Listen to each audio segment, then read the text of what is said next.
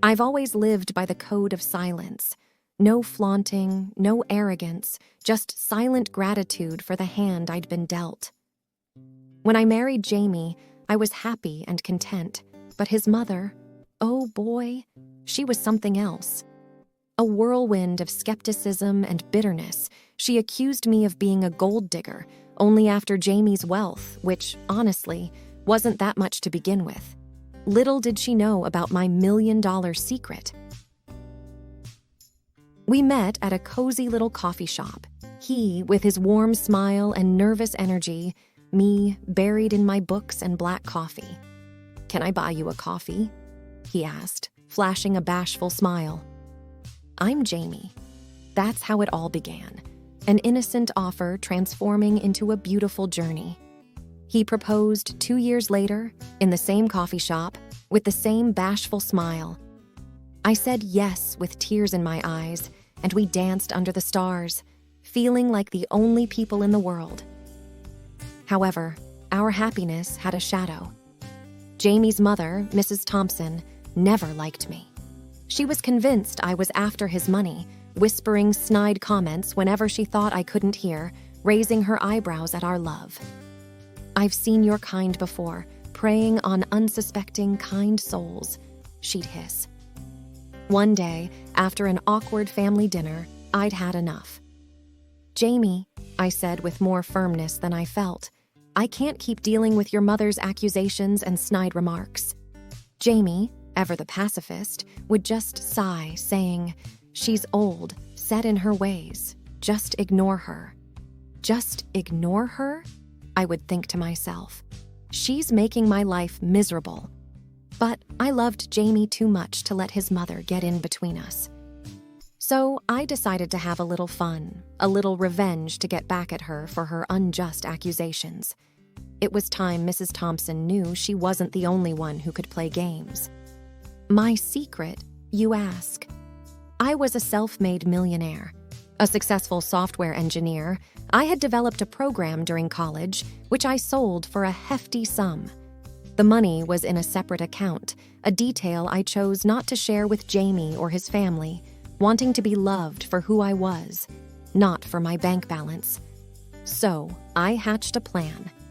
I decided to act like the gold digger Mrs. Thompson accused me of being. I splurged on lavish gifts, extravagant holidays, and 5-star restaurants, all on Jamie's moderate salary. We were living the high life, or so it seemed. Jamie was confused but delighted, thinking we were spending my savings. Mrs. Thompson's sneers grew more pronounced, her comments more acidic. "I knew it! She's spending all your money!" she would sneer at Jamie. "You'll be left with nothing, mark my words." Jamie was bewildered, worried, but I would always reassure him, "Don't worry, I have it all under control." All the while, I secretly replaced every penny spent from my own account, ensuring Jamie's financial security was never compromised. Mrs. Thompson grew more furious, her accusations more frequent. Her suspicions were seemingly confirmed, and she was more than happy to tell the whole world about her gold-digging daughter-in-law. One day, she sat us down, her face a mask of seriousness, and said, "Jamie, I cannot sit back and watch her ruin you. I am cutting you off. You will not receive a penny more from me. Let's see how she stays with you when the money runs out." Jamie was a mix of confusion, anger, and embarrassment, his face turning various shades of red. "Mom, how can you say such things?" he stammered. "She loves me." "Oh, really?" she replied, eyebrows raised. "Let's see how long she stays when the money is gone." The stage was set. My seemingly frivolous spending continued, and Jamie's anxiety was reaching a peak. "What if we run out of money? What will we do?" he'd whisper at night, his voice laced with worry. "Trust me," I would say, squeezing his hand. "Everything will be all right." My secret was still safe, and the time to reveal it was drawing closer. Mrs. Thompson was in for the shock of her life. I could hardly wait. I spent days meticulously planning the grand reveal, my heart racing every time I thought about the look on Mrs. Thompson's face when she would find out the truth. She thinks she can ruin my happiness? I'd think to myself. Let's see who has the last laugh. I went on, more audacious in my spending, more theatrical in my display of wealth. Expensive gifts for Jamie, designer dresses, and ostentatious parties. I spared no expense in portraying the image of the reckless spender, the gold digger Mrs. Thompson believed me to be. One evening, as Jamie and I hosted a lavish party, Mrs. Thompson confronted me, her face red with anger.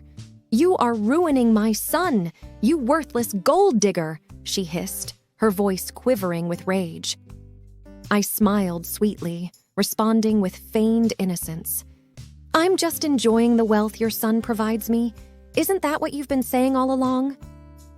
The fire in her eyes intensified, but she said nothing, her lips pressed into a thin line. Poor Jamie was caught in the middle, torn between the love for his mother and his love for me. "I can't take it anymore," he confessed one night, tears streaming down his face. "I can't be in the middle, torn between the two most important women in my life." That was the turning point. Seeing him so broken, so helpless, I knew it was time to put an end to this game. "Jamie," I said, my voice soft, "it's time you knew the truth." "What truth?" he asked, wiping away his tears, his eyes red and swollen. "The truth about my wealth," I replied, reaching out to hold his hand. "I am a millionaire, Jamie. I've been replacing every penny we've spent, ensuring you never lose anything." He stared at me, disbelief etched across his face. "What? Why didn't you tell me?" "I wanted to be loved for me, not my wealth," I admitted, tears welling in my eyes. "I wanted someone who loved Emma, the person, not Emma, the millionaire." Jamie hugged me tight, whispering, "I love you, Emma, with or without your money." With Jamie now in on my secret, we decided to have one final act, the grand reveal, something Mrs. Thompson would never forget. We decided to throw a lavish banquet, inviting all our friends and family. Mrs. Thompson was, of course, the guest of honor. On the day of the banquet, the air was charged with anticipation. I wore my most extravagant dress, diamonds glittering at my throat. Jamie looked handsome in his suite, his eyes sparkling with mischief. As we stood at the podium, the room silent in anticipation, Jamie began. "Ladies and gentlemen, we have gathered you all here for a special announcement." All eyes were on us, the room buzzing with whispers. Mrs. Thompson sat in the front row, her eyes glaring daggers at me. Finally, the day of reckoning has arrived, she must have thought, believing her son was about to announce his separation from the gold digger. Taking a deep breath, I spoke up. "I have been accused of being a gold digger, of being with Jamie only for his wealth." The whispers grew louder, the air more tense. Jamie squeezed my hand, whispering, "It's time." My heart raced as I prepared to drop the bombshell, to expose my million-dollar secret to the world, to finally have my revenge on Mrs. Thompson. The air was heavy with anticipation, the silence deafening as I began to speak. "But today," I continued, my voice steady despite the racing heartbeat, "I want to reveal a truth that has been hidden since the day Jamie and I met." I could feel the air thicken with curiosity, eyes wide and expectant. "I am not the gold digger as I've been so vehemently accused of being," I stated, locking eyes with Mrs. Thompson, whose face was now a palette of confusion and surprise. "In fact," I paused, relishing the moment, "I am a self-made millionaire. My wealth exceeds that of the Thompson family." A gasp rippled through the room, a cacophony of whispers following. Mrs. Thompson's face went from red to white, shock and disbelief mingling in her eyes. "I have been playing along, acting the part of the frivolous spender, the gold digger," I continued. Because I wanted to expose the prejudice, the judgment, the condescension that came my way, primarily from Mrs. Thompson. Jamie stood by me, his hand squeezing mine, his face a mix of pride and love. He addressed the crowd. I am ashamed that my own mother could think so lowly of the woman I love. Emma is a remarkable woman, self-made and successful, yet she chose to be with me, to share her life with me. I could see Mrs. Thompson squirming in her seat, her face a mask of humiliation and regret. I had dreamt of this moment, rehearsed it 1,000 times in my head, but the satisfaction was sweeter than I had ever imagined. This was it, I thought to myself. The truth is out, and the tables have turned. Mrs. Thompson stood up abruptly, her voice quivering. Jamie, is this true? Emma, is this some sort of sick joke? No, Mother, Jamie replied sternly. It's the truth. A truth that Emma kept hidden to protect our relationship, to protect me. And me? Mrs. Thompson asked, her voice breaking. You never gave her a chance, Jamie retorted, his voice laced with disappointment. You judged her, accused her, tried to turn me against her. Mrs. Thompson faltered, at a loss for words. The room was buzzing, a mix of shock, admiration, and curiosity. Friends and family came forward, congratulating us, expressing their astonishment at the revelation. Questions and congratulations poured in, but my eyes were on Mrs. Thompson, who sat there, her head bowed, a picture of defeat and regret. I walked over to her, my heart heavy with mixed emotions. Mrs. Thompson, I began, my voice soft. I never wanted to hurt you. I just wanted to be accepted for who I am, not for my wealth or lack thereof. She looked up, tears brimming in her eyes. I am sorry, Emma. I was wrong about you. Her voice broke, the words barely a whisper. It was a moment of triumph, but it was also a moment of reconciliation. I had proven my point, had my revenge, but it was time to mend fences, to build a relationship that had been tarnished by prejudice and accusations. I hope we can start anew, Mrs. Thompson, I said, extending my hand towards her. Not as enemies, but as family. She took my hand, her grip firm, her eyes filled with tears. I would like that very much, Emma. The festivities continued, laughter and joy enveloping the room. But my mind was elsewhere. The revelation had sent shockwaves through the assembly, leaving a mix of admiration and awkwardness in its wake. I found myself surrounded by a throng of well-wishers, their praises and congratulations echoing in my ears. But my thoughts were with Mrs. Thompson, with the newfound truce, the possibility of a fresh start. As the night wound down, Jamie and I stole a quiet moment together, away from the prying eyes and incessant chatter. He wrapped his arms around me, his eyes searching mine. Emma, I am so proud of you, but I can't help but feel a pang of guilt. Guilty? Why? I questioned, my eyebrows knitted in confusion. I never stood up for you, never defended you against my mother's accusations. I let her tarnish your image, question your intentions, he confessed, his voice laden with remorse. You did what you thought was right, Jamie, I reassured him, my hand gently caressing his cheek. You tried to keep the peace, maintain a balance between the two most important women in your life. It doesn't justify my silence, my complacency, he argued, his gaze unwavering.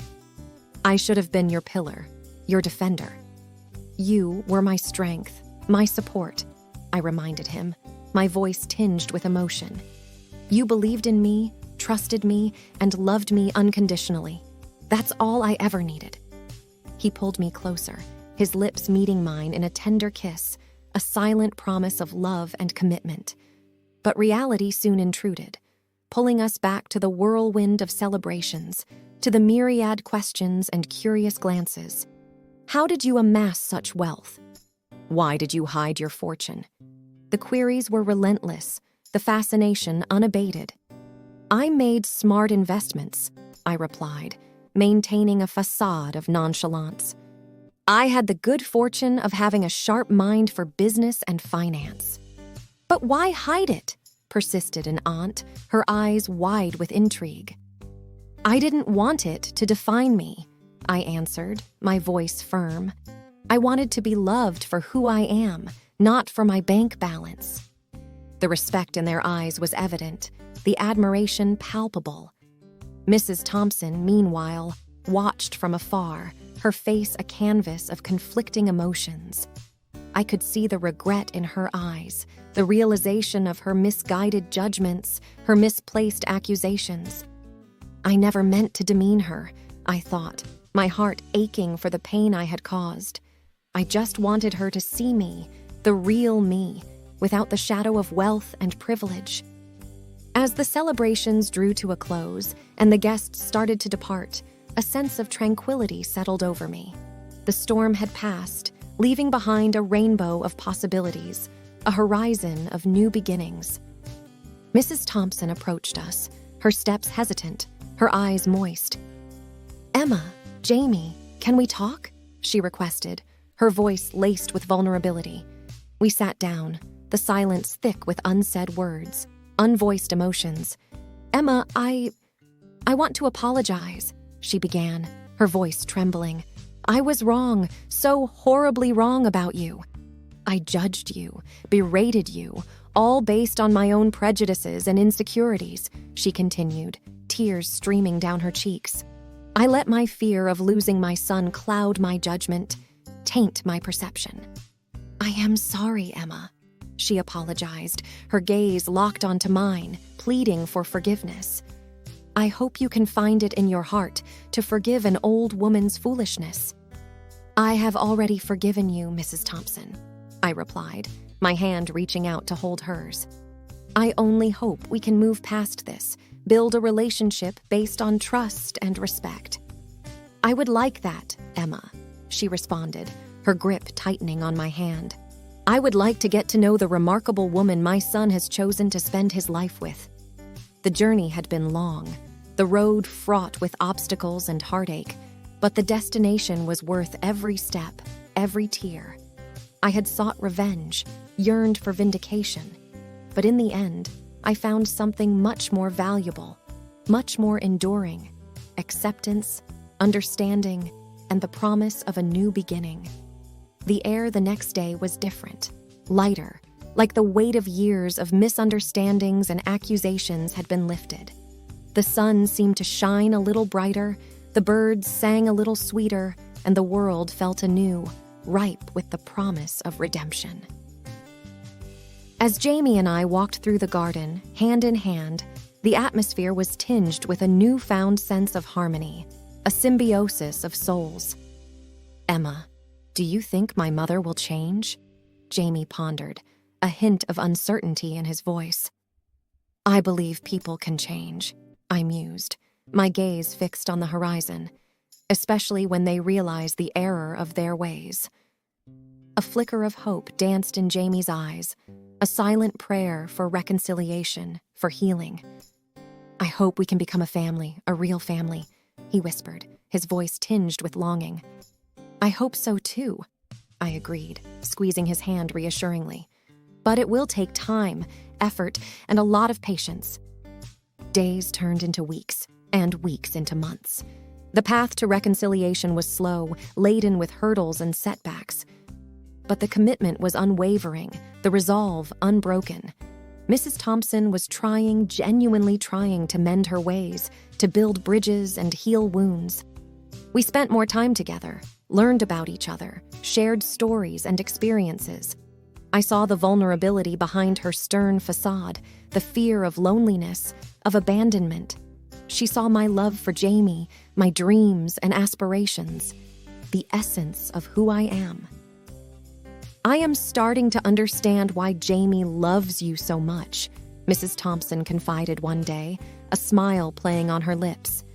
"You are a remarkable young woman, Emma."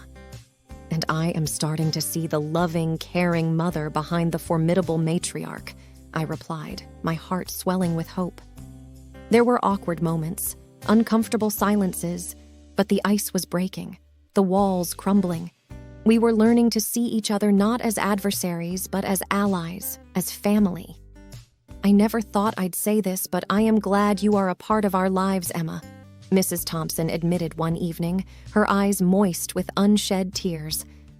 I am glad to be here, to be a part of this family, I responded, a warmth spreading through my soul. Jamie watched the unfolding camaraderie with a mixture of disbelief and joy, his heart dancing to the rhythm of newfound connections, of love and acceptance. I never thought I'd see the day when you two would sit together, laugh together, he marveled, his eyes shining with happiness. It's a testament to the power of love, of forgiveness, I said, my hand entwined with his. I am proud of you both, he declared, his voice thick with emotion.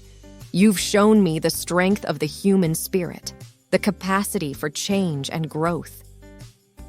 And as we sat there, under the canopy of the twinkling stars, a sense of peace enveloped us, a feeling of belonging. The journey had been tumultuous, the battles intense, but the victory was sweet, the reward priceless. I set out to teach her a lesson, to make her realize the error of her ways, I reflected, my mind wandering back to the days of pain and strife.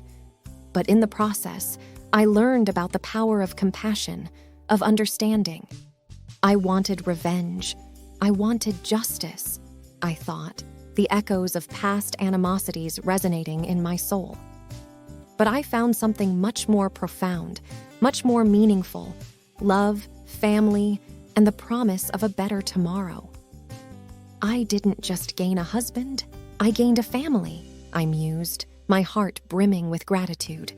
And in the process, I discovered the essence of true wealth, the richness of the human spirit. And as the curtain fell on this chapter of our lives, a new one awaited, full of possibilities and adventures, of love and laughter.